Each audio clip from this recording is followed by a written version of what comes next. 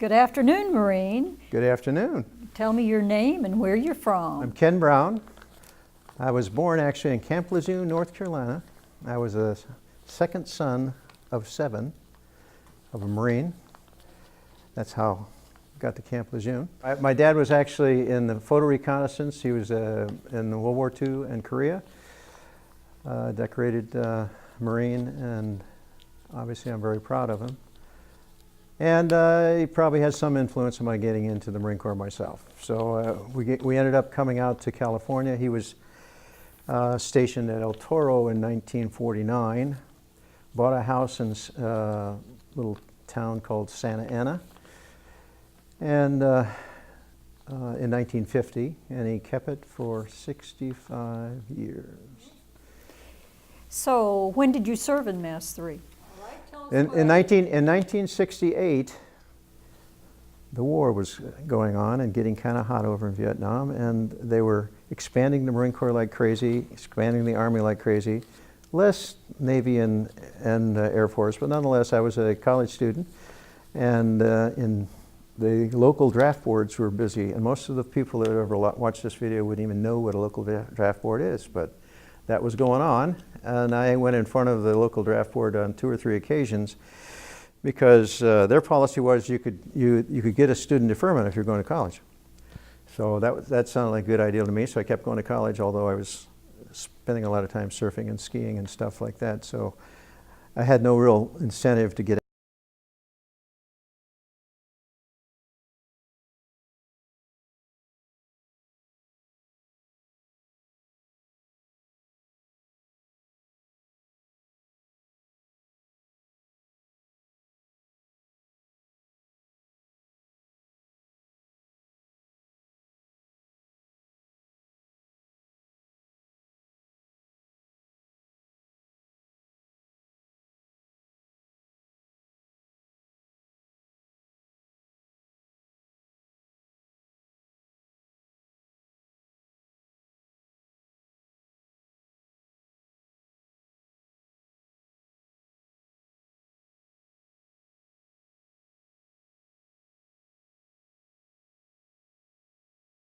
captain, and he just blew me away. I said, okay, if I'm going to go with that outfit.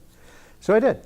So I raised my hand on August 28th of 1968, joined the Marine Corps in the first class, so I started active duty in October of 1968, commissioned a second lieutenant in December 68, and went to basic school that January. I was young and single and feeling suddenly rich because I was getting like, I don't know, $400 a month, whatever. And so I went out and found a Marine major selling a 1963 Porsche. Called it a 356, and I bought it. So now I had wheels and having a great time, and graduated from our basic school, and they gave me orders to El Toro. Well, funny thing, that's like 6 miles from my folks' house, right? So I went out here to El Toro and got trained as in our air support radar systems and direct air support centers, which is the systems that we used. And as I got toward the fall of 1969, they assigned me to be the test and evaluation officer in charge of a special and new module called the UQ3, UYQ3, which was an airborne version of a direct air support center.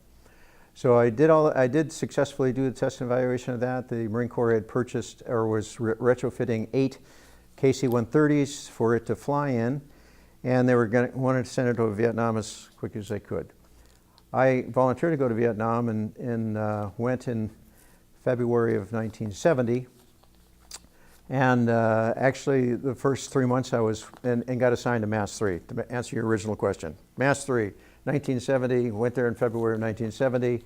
I was assigned, I knew what was coming because I knew that this airborne DASC, they called it, was coming over to be tested, final test and evaluation in combat.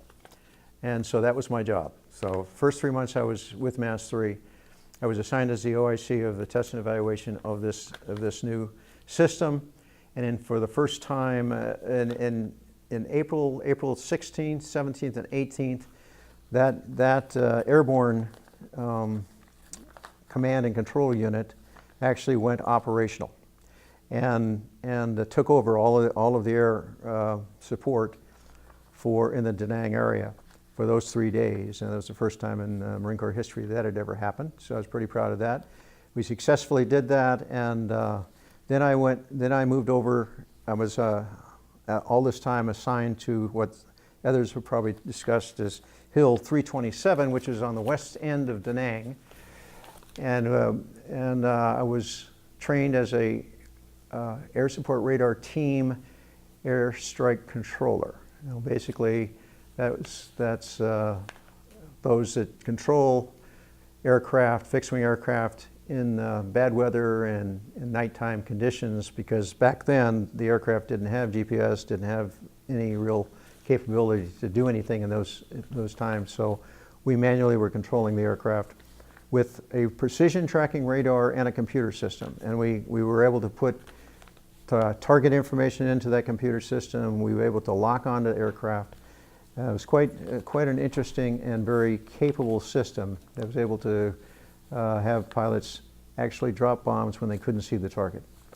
So I got qualified in that in 1970.